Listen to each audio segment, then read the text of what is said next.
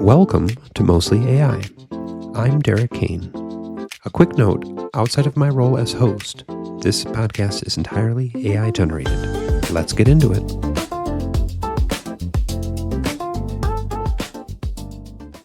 Saviez-vous que la baguette, ce symbole absolu de la France, n'a même pas 100 ans sous sa forme actuelle ? Eh oui, restez avec nous parce que l'histoire de ce petit pain tout simple est absolument fascinante. Bienvenue sur le podcast. Aujourd'hui, on plonge dans l'histoire de la baguette française. Et pour ça, j'ai le plaisir d'accueillir une passionnée d'histoire culinaire. Bonjour. Bonjour. Ah, quel sujet magnifique. La baguette, c'est toute une aventure. On croit la connaître, mais elle nous réserve des surprises. Alors, commençons par le début. D'où vient la baguette exactement ? Parce que j'ai entendu une histoire avec Napoléon, quelque chose avec les pantalons de ses soldats. Ah oui, la fameuse légende.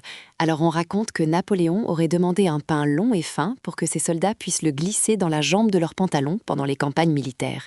C'est une belle histoire, mais c'est probablement un mythe. Dommage, j'aimais bien cette image. La réalité est plus nuancée, tu vois.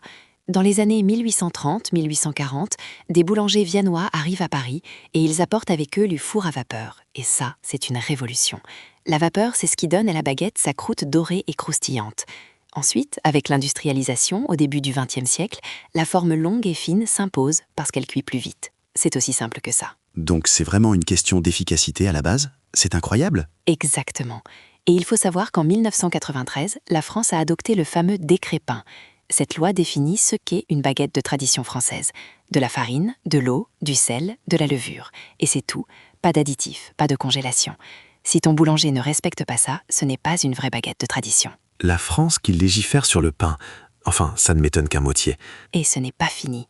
En 2022, l'UNESCO a inscrit le savoir-faire artisanal de la baguette au patrimoine culturel immatériel de l'humanité. C'est énorme.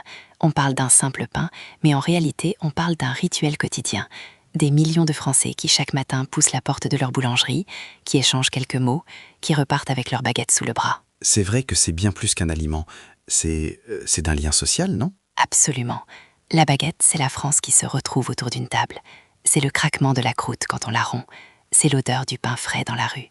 Un objet tout simple, farine, eau, sel, levure, qui porte le poids de toute une culture.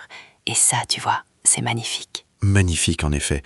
Merci infiniment pour ce voyage délicieux à travers l'histoire. Et vous qui nous écoutez, la prochaine fois que vous croquerez dans une baguette, pensez à tout ce qu'elle représente. Pour découvrir encore plus de contenu passionnant comme celui-ci, rendez-vous sur cleardata.ai. À très bientôt et surtout, bon appétit. You've been listening to Mostly AI, a podcast built with AI-generated content, production, and audio elements. Thanks for being here. Until next time.